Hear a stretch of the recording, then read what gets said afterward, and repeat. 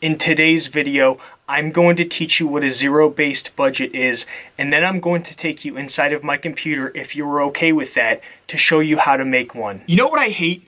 I hate hearing people talk trash about budgets. What, are you too good for a budget? Do you hate putting some sort of structure around the one thing in life that stresses people out the most? Their money? Are you afraid of dealing with the annoyance of settling into a new budget for a couple months until you get the hang of it? Aww. Well then let's roll you up into some bubble wrap so that we can make sure that your ego doesn't get injured. Just because something is difficult doesn't mean we shouldn't do it.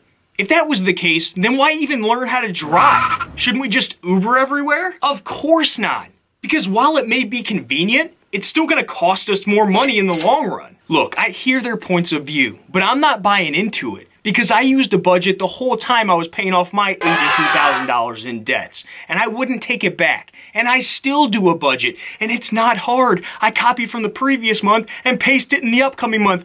Oh, that's so hard. And then you have to do some adjusting when certain things come up like Christmas and stuff. Oh my goodness, it is so hard. This budget goes by two different names, the zero-sum budget and the zero-based budget. It's essentially for people whose paycheck amounts are the same every single time. The high-level explanation of it is you take your total income for the month and you distribute it throughout your expenses so that you have $0 left. Something you need to think about before you start this process is know why you're doing it. Are you in debt and you want to put more money towards your debts? This could also be for someone who isn't in debt and just wants to get basic structure around their finances, still wants to do a budget, like I do, even though I'm out of debt. The envelope system is usually associated with the zero-sum budget, but in my case, I don't like the envelope system, not even a little bit, and I'll tell you why in a future video. Here's a couple tips to help you be successful at this method. Be realistic about your expenses. If you are not sure how much one's going to cost, then overestimate. Going into this process, I want you to be aware that you're going to mess up. It's usually going to take between 1 and 4 months to kind of get aligned, get your costs aligned with your actual budget. When you're creating your budget, think about upcoming holidays and events where you're going to have to spend money. That way you won't be in the middle of the month and be like, oh, hey, I forgot it's Christmas. Yeah, don't do that kind of thing. Once you start becoming comfortable with the zero-sum budget, I want you to start planning your budgets out 2 or 3 months ahead of time. That way it can help you stay ahead of any potential expenses that you might not think of right now, but you might think of leading up to that actual budget. When you set up your initial budget, set aside a couple hours to get it down on paper. Because you've never done it before, a lot of the work is going to be front-loaded, creating your initial budget. And then as you get more used to it, all you do is copy the previous month and paste it in the upcoming months. It's super easy. That's what I do now. Some things you're going to need on hand when you go to create your initial budget are this. You're going to need your pay stubs. So know your income broken down into 24 paychecks or 26 paychecks, however you get paid currently. Also bank and credit card statements, and these are easy to access online. That way you can get an idea of what each cost is if you don't know right off the bat. Get a list of your monthly expenses broken down into the tier system that I talked about in a previous video. The link will be in the description if you haven't seen it yet. And then finally, a list of all of your debts, the total balances, the minimum payments, and the interest rate for each. Before I walk you through an example of this budget, I first want to point out that if you've never done a budget before, I highly recommend setting up your first budget the way that I'm going to show you. That way you can get an idea of how your expenses are going to be broken down. Here's the zero-sum budget. Now before we dive too deep into it and start running scenarios, let me explain the layout for you real quick. So up here, I've put a yearly salary. Had to pick something random, so that's what we got. Minus, I took out about 33% for taxes and investments through work. And if we get paid 26 times a year, that's a little over $1,500 per paycheck. Now as you see, if you get paid 26 times a year, you technically get 2 extra paychecks within that year. But we don't plan on spending those paychecks until we actually get them. So for right now, it's kind of like a bonus. So when those months come, awesome, we'll deal with it then. So what you want to do is each paycheck is going to last you 2 weeks. It's got to last you 2 weeks. So down here, I've kind of split it up into 2 weeks. From there, you can start laying in your expenses. So the name of your expense and how much it's going to cost you each month. As you can see, you're going to have expenses, of course, that you need to spend money on every single week. So groceries, obviously, you need to spend a particular amount of money every single week. You've got other bills that aren't going to be due until certain dates, which I've grayed out right here. Those are the due dates for each of these expenses, just to kind of make it easier, make sure that we can get everything paid on time. Let's run through a quick scenario. Now that you have all of this laid out, let's see how it plays out. So we've got to spend $500 towards our rent. We've also got to distribute the groceries throughout the whole month, technically. So let's just go ahead and put that amount in now. That way it's done with, out of the way. And then same thing with fuel, because we need to spend money on that every single week. And we know we're going to have the money. And those are very important expenses to us as well. Now within that first week, we got to pay $50 for our gas and water and trash. Cool. Perfect. Now what you'll notice is that $769 is less than this $900 that we've got here. But it's okay because we got that full paycheck for the first 2 weeks of the month. Not a big deal. We can actually go ahead and let's start paying some of the other bills as well. We've got $150 towards credit card payment. Got to pay that. And then we've got our car loan. Definitely need to pay that because we need to drive to work. And we've got $50 for the internet. We all need the internet. Now there's one more bill that we have to pay for the month because it's due the second week. Okay, so let's get that out of the way. Let's start paying it. Oh, snap. You see what happened? We're planning on spending more money than we're bringing in for that first 2 weeks. So what are we going to do? Okay, well, there's a couple options. We can either lower some of the groceries, lower some of the fuel, something within this area. But what I would recommend for you to do is see if you can somehow get a due date for any of your payments pushed out by maybe a week. So, hey, let's call the loan company and say, hey, can you push my car payment out? Can I owe it like a week later? Can you change that due date possibly? Or the internet or health insurance.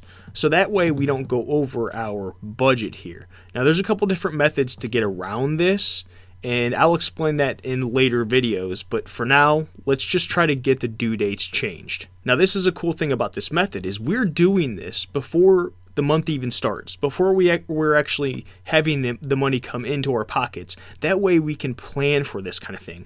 We can see ahead of time, hey, we're going to have issues here.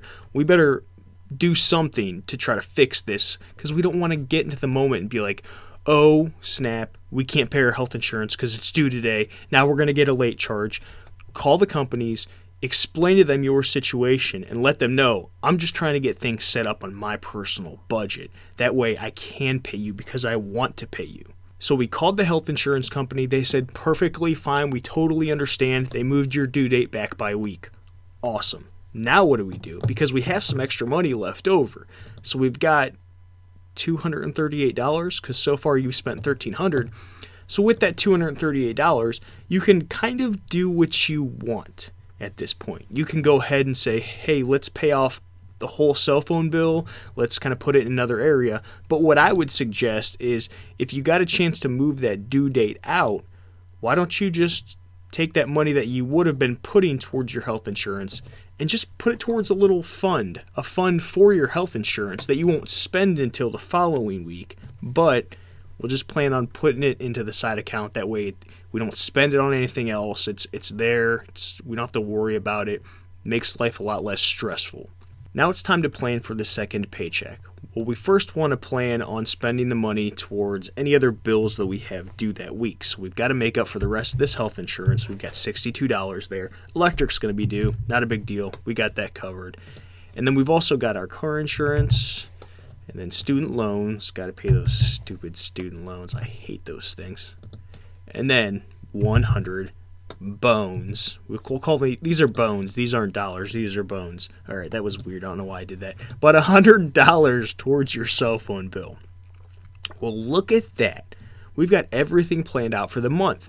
Lots of green stuff going on here. That's what I like to see. Down here, I've got a little cell that tells us if we have more money within our budget to spend, which we do. We have $477 at this point because we've only spent $2,600 of the $30.77 that we're allotted every single month. So what are we going to do? Well, let's kind of plan on living the same way that we've been living. How about that? Let's see what happens. So we still want to go out to eat. So let's see if we can get by with going out to these restaurants. Oh yeah, and that really expensive cable, which cable is a ripoff, by the way.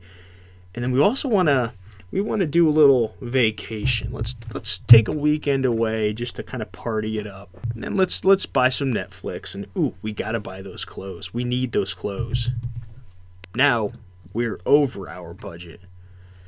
Oh, shoot. What are we gonna do? Well, we gotta start cutting things out. And by the way, if you have debt, I would highly recommend not spending all of this money towards the tier 4 items, which is all of the wants. So in my world, sorry, not sorry, getting rid of it. Let's put that $477 to work and get rid of some of these stupid debts that we have. That would be my choice for you. We could also put it towards different funds. So if you have holidays coming up, birthdays that you know you're going to be spending money on, start planning for that now. So let's just say we've got Christmas coming up at the end of the year. What is that word? Holiday. And we want to plan on putting aside $50 a month. So we'll plan on doing that in week 3 of every month. Let's get that green. There we go. And that way, by the end of the year, you got $600 set aside for Christmas. You don't have to worry about that. So you can use that extra money towards that kind of thing. But don't use it towards stupid, useless funds like, oh, I got to go on vacation because I have all this debt. Oh, I want to save towards this new car. Why are you saving towards a new car when you have a car loan? Don't do that. That's not smart. What I would do is I would put my money towards the loan with the highest interest rate. Let's get rid of that stupid thing, and it's usually credit cards, not student loans. It's usually credit cards. $400. Get out of here, credit cards. I hate you. 19-20% interest. Get the heck out of here. I don't want that anymore, and you shouldn't either. Now, one thing that's associated with this zero-sum budget is something called the envelope system. And I've got something to say about this envelope system. Did I spell that right? Yeah, I did. The envelope system. I don't like the envelope system. And I'm going to go into that in a future video. But it's outdated. It doesn't make sense. I've got a better idea to help you and get past this envelope system. I think it's stupid, honestly. I think it's stupid nowadays. It didn't used to be stupid. It was a good idea back in the day. But guess what? Technology, advancements. Why would you ride a bike across the country when you can get there quicker in a plane? You know what I mean? It's one of those deals. Doesn't make sense. So don't worry about the envelope system right now. We will talk about that in a future video. Now, long term, you'll most likely want to use some sort of budgeting software. That's what I highly recommend. It makes everything so much easier, but definitely for your first time, use a spreadsheet to figure things out. Stay tuned because I'll be reviewing some budgeting software that you might want to use. Depending on when you're watching this video, if I've already reviewed that software, the links will be down in the description, so check it out. If you liked this spreadsheet and you want access to it, then leave a comment down below letting me know so. That rhymes. And then I'll set it up so that you can download it for yourself. Thank you so much for taking some time out of your busy day to check out this video. I hope you found some value in it. Please like, comment, and subscribe because I love you more than water. I drink a lot of water, so I love you a lot. Alright, I'll talk to you next time. Adios.